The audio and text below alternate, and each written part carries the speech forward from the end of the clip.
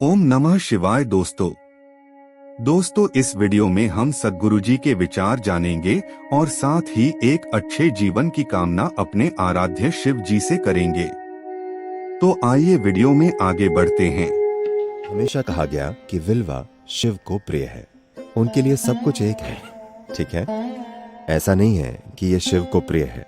इसके शिव होने का अर्थ है कि एक तरह से इसके स्पंदन उस तत्व के सबसे ज्यादा करीब हैं जिसे हम शिव कहते हैं। वे निकट हैं, वे उसी दिशा में हैं।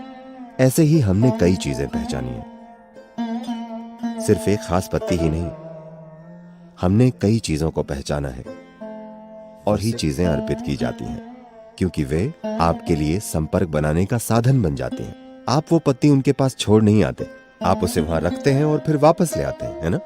क्योंकि इस पत्ती में उस स्पंदन को सोखने की क्षमता सबसे ज्यादा है और आपको उसे उठाकर ले आना चाहिए। ऐसी कई चीजें हैं जिन्हें पवित्र साधनों की तरह पहचाना गया है, जिनका लोग इस्तेमाल करते हैं।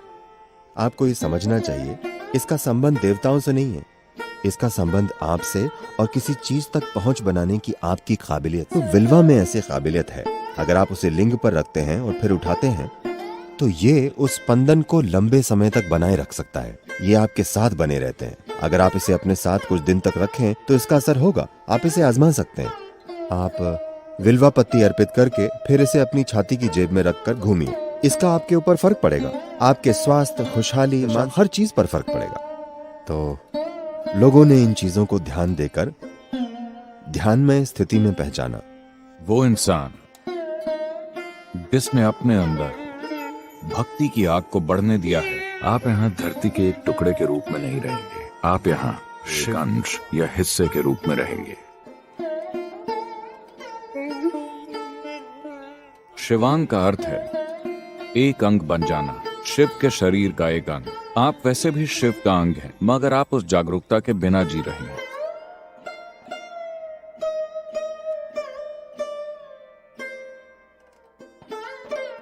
इसलिए एक पूरी प्रक्रिया बनाई गई है जो करीब 42 दिन की है, ताकि आप उस अनुभव को पाने के लिए इस पूरी प्रक्रिया से गुजरें, अपने जीवन में इसे स्थापित करें कि आप वाकई शिव के एक अंग हैं। अगर हम जीवन के इस आयाम से जुड़ जाते हैं तो सेहत, खुशहाली, समृद्धि, ये चीजें अपने आप होनी चाहिए। सबसे बढ़कर आनंद पूर्वक जीना एक कुदरती प्रक्रिया है। जब आप अपने भीतर ऐसी तीव्रता से जलना सीख लेते हैं जो किसी भौतिक चीज से पैदा नहीं हो सकती, तब उस व्यक्ति को भौतिकता नहीं थाम सकती।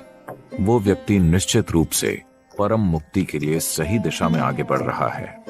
ये मेरी कामना और मेरा आशीर्वाद है कि आप हमेशा एक तीव्र जीवन हो, एक संपूर्ण जीवन। शिवांग का मतलब यही है कि आप जीवन के एक तीव्र अंश हैं। ये मंदिर में कभी कोई प्रार्थना नहीं कराता। मंदिर बनाने का एक पूरा विज्ञान है, इसे आगम शास्त्र कहते हैं। अगर मूर्ति का रूप और आकार, मूर्ति की मुद्राएं, प्राण प्रतिष्ठा करने के लिए इस्तेमाल में लाए गए मंत्र, गर्भगृह का रूप और आकार, बाहरी परिक्रमा, ये सभी चीजें, ये 5 मूल तत्व हैं। इन 5 चीजों को ठीक से व्यवस्थित किया जाए तो ये ऊर्जा का एक बहुत शक्तिशाली स्थान बन जाएगा। तो इस परंपरा में आपको बताया जाता है कि हर दिन सुबह, इससे पहले कि आप काम या कहीं भी जाएं, आपको सबसे पहले नहाना चाहिए, फिर जाकर कुछ समय मंदिर में बैठना चाहिए और तब दुनिया में चीजें करनी चाहिए। ये एक सार्वजनिक बैटरी चार्जिंग स्थान की तरह है। हर दिन आप मंदिर जाते हैं, अपनी बैटरी चार्ज करते हैं और फिर बाहर जाते हैं ताकि आप दिन को आसानी से गुजार कर वापस आएं। इस परंपरा में ये भी कहा गया है कि जब आप आध्यात्मिक मार्ग पर हों तो आपको मंदिर जाने की जरूरत नहीं है, क्योंकि अब आपके पास खुद को चार्ज करने के तरीके हैं। अब आप खुद की बैटरी चार्ज कर रहे हैं। अब आपको सार्वजनिक चार्जिंग स्थान पर जाने की नहीं है। तो भारतीय मंदिर कभी भी पूजा या प्रार्थना का स्थान नहीं था, आज भी नहीं है। वरना इस परंपरा में आपसे कहा गया है कि वहाँ जाकर आपको कुछ समय बैठना चाहिए। कम से कम दक्षिण भारत में आज भी ऐसा है। मुझे लगता है कि उत्तर में आमतौर ये खत्म हो गया है और जो लोग दक्षिण भारत से आते हैं वो जानते हैं कि मंदिर में कुछ समय बैठना चाहिए, पर अब वे भी अपने शरीर की तली को बस जमीन से छूकर वापस चले जाते हैं। ऐसे जीवंत मंदिर मौजूद हैं जो बहुत ही शक्तिशाली हैं। मंदिर अपने मूल रूप में एक बहुत शक्तिशाली ऊर्जा केंद्र होता है। ये लोगों को जीवन के एक बिल्कुल अलग आयाम से परिचित कराने का साधन है।